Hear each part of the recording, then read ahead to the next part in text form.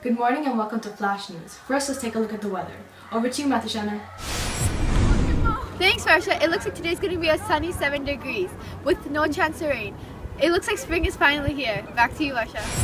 Today's headlines are housing in Mississauga, the climate change issue, the LRT transit service, unemployment in Canada, oil pipeline issue, and the women's rights violation. Now, we have Jasneet live with Ms. Tui Tran to look at the housing issue in Mississauga. Thank you, Varsha. I'm here with Tui Tran to talk about affordable housing in Mississauga. So Tui, tell us a little bit about the housing situation in Mississauga.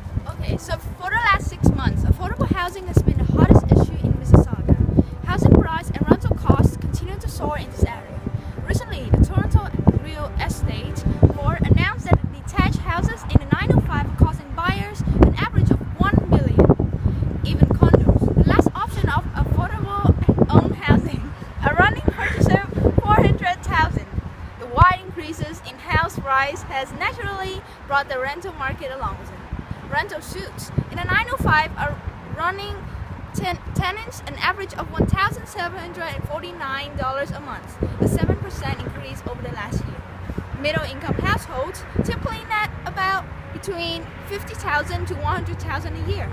People who want to purchase houses can typically afford to pay between $270,000 and $400,000, meaning their only options are condos and a limited selection of townhouses. The housing price keeps increasing while the average wage still stays the same. While Mississauga can't do much to solve this problem, this red-hot housing market, the city drafts a plan which offers 40 actions based on existing municipal powers for achieving its goals called Making a Room for the Middle, a housing strategy for Mississauga. Thank you, Tui. Now back to Varsha in the studio. Thank you, Ajla. Now we have Sahana covering the topic of climate change. Thank you, Varsha. The Earth's climate has changed throughout history. Just in the last 65,000 years, there have been 7 cycles of glacial advance and retreat, with the abrupt end of the last ice age about 7,000 years ago, marking the beginning of the modern climate era and of human civilization. The current warming trend is of particular significance because most of it is very likely human-induced and proceeding at the rate that is unprecedented in the last 1,300 years. Climate change is a change in the statistical distribution of weather patterns when that change lasts for an extended period of time. It is caused by factors such as biotic processes, variations in solar radiation received by Earth, plate tectonics, and volcanic eruptions. Our planet has also traps heat in the atmosphere, which also causes climate change. Human activities contribute to climate change by causing changes in Earth's atmosphere and the amounts of greenhouse gases. This issue occurs all around the world. Bangladesh, Haiti, and South Sudan are some countries that are greatly affected by climate change. Although the greenhouse warming theory was put forward more than a century ago, climate change did not emerge as a political issue until the 1990s. The development of climate change issue initially took place in the scientific arena as understanding of the greenhouse problem improved. Climate change is an issue because it is causing several impacts in the world. Sea level rise, global temperature rise, warming oceans, shrinking ice sheets, declining Arctic sea ice are all examples of impacts of climate change. The sooner we act to reduce greenhouse gases, the less severe impacts there will be. If we do not put an end to this climate change, we will have to face many life-threatening issues in the future. Thank you, Sahana. The expansion of the Metrolinx transit system caused several issues in the residents of the area. To expand on this issue today, we have Jasneet at the Central of Mississauga. Over to you, Jasneet. Thank you, Shrenya. So I'm here in Erin Mills where there's a story developing with Metrolinx. As we all know, the GTA is one of the most densest populations in Canada. So what harm can be done with an upgraded public transportation system? Metrolinx is a crown corporation that wants to improve public transport in all areas of Canada, something that was long overdue in many people's opinions. Its main goal was to add a TLC rail line by Erin Mills and Square One to improve and speed up our public transportation. But a lot of problems arise with this as the equipment caused noise complaints in peaceful neighborhoods. Some reports of residents in these areas say that stadium-like lights and loud noises were going on at midnight, ruining their sleep and their quiet times. Many people complained that Metrolinx did not talk about this issue until 18 months late because the Toronto Star did not cover it until now.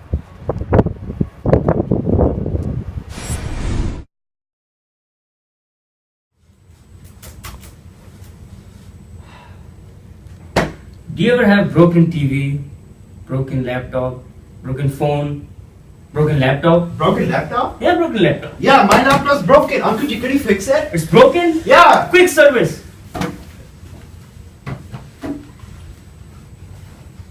There you go. But I It's free. I gave you It's that. okay. It's I- No, go home. Show your parents. Oh, okay. Yeah. Okay. Call 1-800-853 repair.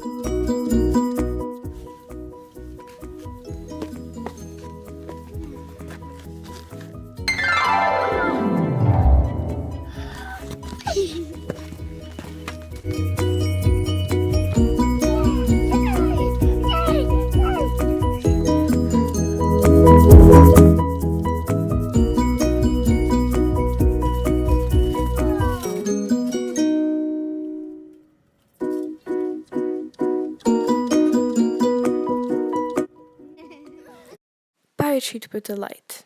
Buy a Marshmallow Delight.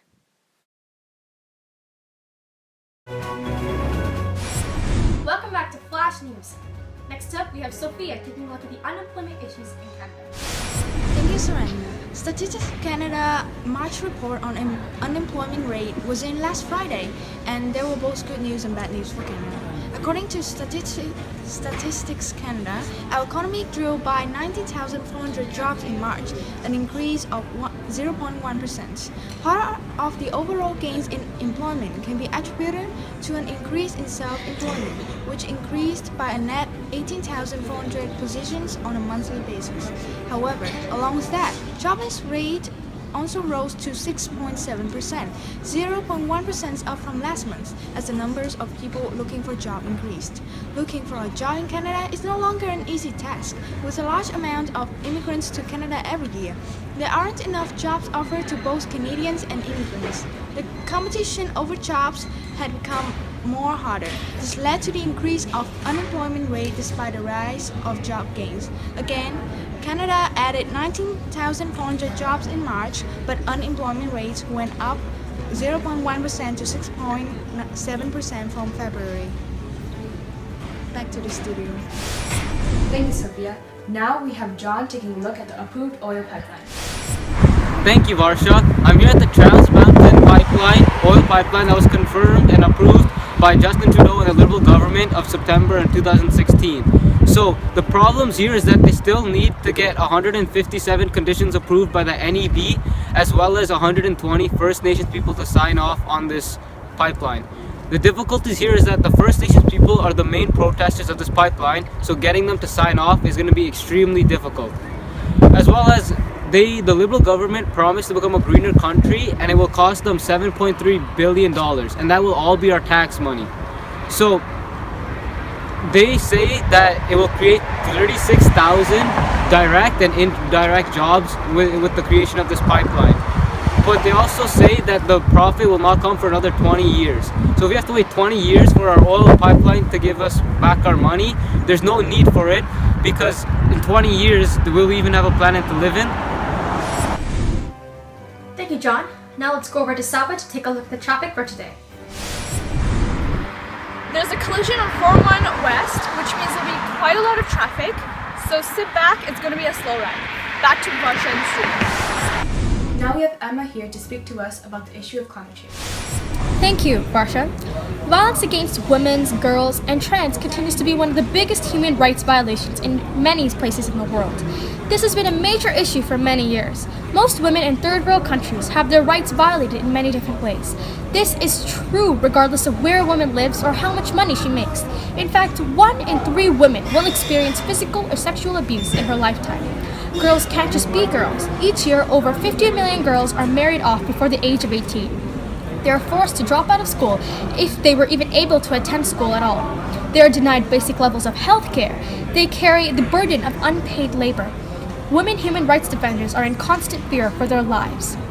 In some countries, women are arrested for driving cars, attending sporting events, having a miscarriage, wearing pants, and or leaving an abusive marriage. The main contributors to the violation of women's rights are men. Men dislike the rights women have in their country because they believe women should have limitations, restrictions, and remain at a lower level in a society. Certain countries have rules and laws that violate the rights of women in the country. The violation of women's rights is an issue because many women are being affected up to the point of death. It has been an issue for centuries, but there's still no full solution to this issue. Many organizations are definitely working towards the realization of women's empowerment and gender equality, protecting the rights and improving the lives of women and girls in the world today. Thank you, Emma. Now Mira is here live with Ms. Kiro Kadarkaman at the Children's Center. Today I'm here with Kiro Kadarkaman. Kiro, tell me about this child labor. Child labor is when children are used as workers in industries or businesses, when most times it is considered illegal. The gaps between rich and poor have recently forced millions of young children out of school and into work. In 2012, there were approximately 168 million child laborers that worked in conditions that were considered hazardous and illegal. These young children work at all different kinds of jobs around the world, usually because their families are in deep poverty. Factors such as poverty, limited access to free education, repression of workers' rights, limited probation on child labor, and high employment levels are some of the main causes of child labor. Poverty and limited education being the greatest of them all. About 1.3 billion people live in extreme poverty, and in these places sometimes the poor families have no other choice than to rely on child labor to their children to go to work to somewhat improve their chances of getting their basic necessities. So these parents would think children equals to more workers, which equals to better chance of surviving.